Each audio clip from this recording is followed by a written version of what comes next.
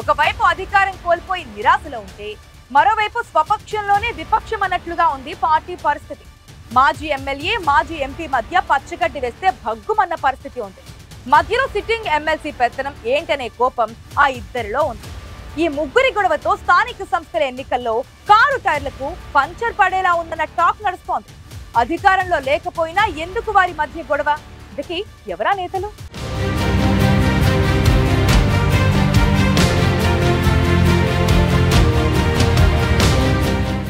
తెలంగాణ ఉద్యమాన్ని మలుపు తిప్పిన గడ్డ.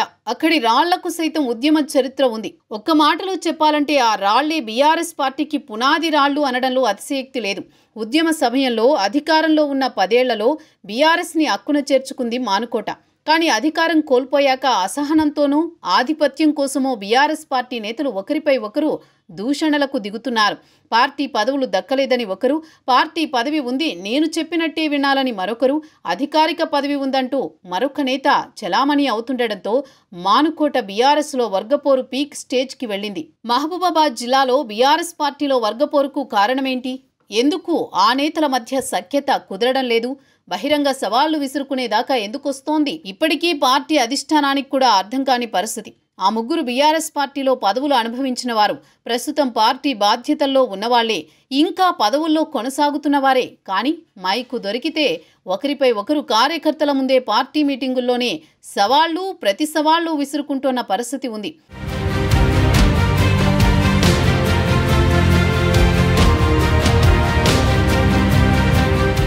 మాజీ ఎమ్మెల్యే శంకర్ నాయక్, మాజీ ఎంపీ, ప్రస్తుత జిల్లా అధ్యక్షురాలు మాలోతు కవిత, సిట్టింగ్ ఎమ్మెల్సీ తక్కళ్లపల్లి రవీందర్రావు ముగ్గురు బీఆర్ఎస్ పార్టీ కోసం ఏళ్లుగా కష్టపడుతున్న వాళ్లే. కానీ అధికారం కోల్పోయాక పదవులు పోయిన ఫ్రస్ట్రేషన్లో బహిరంగ వేదికలపైనే మాటలు తులుతున్నారు. మహబూబాబాద్ జిల్లా బీఆర్ఎస్లో ఇంటిపోరు పార్టీకి పెద్ద తలనొప్పిగా మారింది. అధికారంలో ఉన్నప్పుడు కలిసి పనిచేసిన వారు, అధికారం కోల్పోయాక ప్రజల పక్షాన పోరాడాల్సిన వారు తమలో తాము కుమ్ములాడుకోవడంపై ఉమ్మడి జిల్లాలో తీవ్ర చర్చ జరుగుతోంది. స్వపక్షంలో విపక్షంలా ఉన్న నాయకుల్ని చూసి కార్యకర్తలు షాక్ తింటున్నారు. ఈ ముగ్గురి తీరుతో వచ్చే స్థానిక సంస్థల ఎన్నికల్లో బీఆర్ఎస్ పార్టీకి నష్టం జరిగేలా ఉందని పార్టీ శ్రేణులు కలవరపడుతున్నాయి.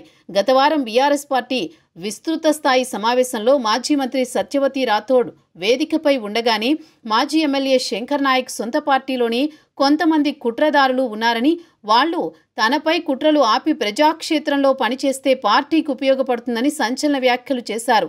దమ్ముంటే 4 గ్రామాలను దత్తత తీసుకుని వచ్చే స్థానిక సంస్థల ఎన్నికల్లో గెలిపించాలని సొంత నేతలకే మాజీ ఎమ్మెల్యే సవాల్ విసిరారు.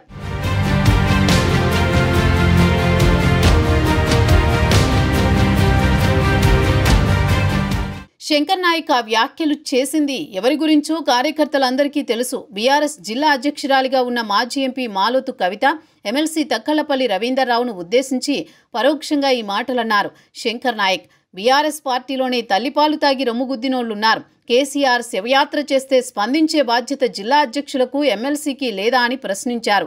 సైనికుల్లా పనిచేస్తే పార్టీలో ఉండండి, లేకుంటే పారిపోండి అంటూ మానుకోట మాజీ ఎమ్మెల్యే ఘాటు వ్యాఖ్యలు చేశారు. అంతేకాదు, నన్ను రెచ్చగొట్టే ప్రయత్నం చేస్తే వదిలిపెట్టేది లేదు, రీజనల్ ఇంజనీరింగ్ కాలేజీలో చదివొచ్చినోడినంటూ హెచ్చరించారు. తనపై మాట్లాడే ముందు ఒళ్ళు దగ్గర పెట్టుకుని మాట్లాడాలని వార్నింగ్ ఇచ్చారు. శంకర్ నాయక్ వ్యాఖ్యలు బీఆర్ఎస్ పార్టీలో తీవ్ర దుమారం రేపుతున్నాయి. అంత తీవ్ర వ్యాఖ్యల వెనుక ఎంతో ఆవేదన ఉందని శంకర్ నాయక్ అనుచరులు చెబుతున్నారట. కొందరు నేతలు అధిష్టానం మెప్పు కోసం తప్ప పార్టీ కోసం, ప్రజల కోసం పనిచేయడం లేదంటున్నారు.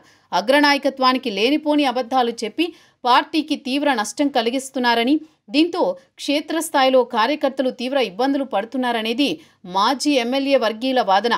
అధికారం కోల్పోయిన ఆవేదనలో కార్యకర్తలుంటే సొంత ప్రయోజనాల కోసం పార్టీని తాకట్టు పెట్టేలా కొందరు వ్యవహరిస్తున్నారని శంకర్ నాయక్ ఈ వ్యాఖ్యలు చేసినట్టు అనుచరులు చెబుతున్నారు.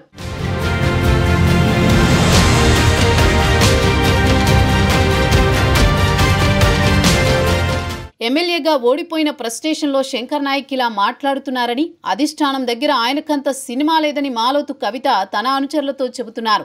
స్థానికంగా ఉండకుండా భూ వివాదాల్లో తలదూర్చి పార్టీకి ఇబ్బందులు కలిగిస్తున్నాడని ఆయన్ని అగ్రనాయకత్వం దూరం పెట్టిందనేది కవిత వర్గం చెబుతోంది. ఉమ్మడి వరంగల్ జిల్లా బీఆర్ఎస్ అధ్యక్షుడిగా పనిచేసిన ఎమ్మెల్సీ తక్కెళ్లపల్లి రవీందర్రావు కూడా శంకర్ నాయక్ వ్యాఖ్యలపై భగ్గుమంటున్నారట. తాను ఉద్యమంలో ఉన్నప్పుడు కనీసం శంకర్ నాయక్కి పార్టీ సభ్యత్వం కూడా లేదని, ప్రభుత్వ ఉద్యోగంలో సస్పెండ్ అయితే పార్టీ అక్కున చేర్చుకుందని గుర్తు చేస్తున్నారట ఆయన. ఉద్యమ కాలం నుంచి పార్టీ కోసం కష్టపడుతున్న తనపై నిందలేస్తే ఎవరూ నమ్మరని, తన క్యారెక్టర్ ఏంటో అధిష్టానానికి తెలుసంటున్నారట తక్కెళ్లపల్లి. శంకర్ నాయక్ ప్రేలాపనలను పట్టించుకోవాల్సిన పనిలేదని అనుచరులకు చెబుతున్నారు తక్కెళ్లపల్లి, మాలోతు కవిత. ఇదే ప్రాంతం నుంచి మాజీ మంత్రిగా పనిచేసిన సత్యవతి రాథోడ్ కూడా ఉన్నా ఈ ముగ్గురు నేతలకు ఏమాత్రం పొసగడం లేదని మానుకోట జిల్లాలో తీవ్ర చర్చ జరుగుతోంది. వచ్చేది స్థానిక సంస్థల ఎన్నికల కాలం కాబట్టి ఇప్పటికైనా అధిష్టాన పెద్దలు మానుకోట నేతల మధ్య సమన్వయం ఉండేలా చూడాలని కోరుకుంటోంది గులాబీ దళం. వీరి మధ్య ఆధిపత్య పోరు ఇలాగే కొనసాగితే వచ్చే స్థానిక సంస్థల ఎన్నికల్లో భారీ నష్టం తప్పదని బీఆర్ఎస్ విభేదాలను అధికార పార్టీ క్యాష్ చేసుకునే ప్రమాదం ఉందంటున్నారు. చూద్దాం మరి మహబూబాబాద్ జిల్లాలో వర్గపోరును బీఆర్ఎస్ అధిష్టానం ఎలా డీల్ చేసి సెట్ చేస్తుందో.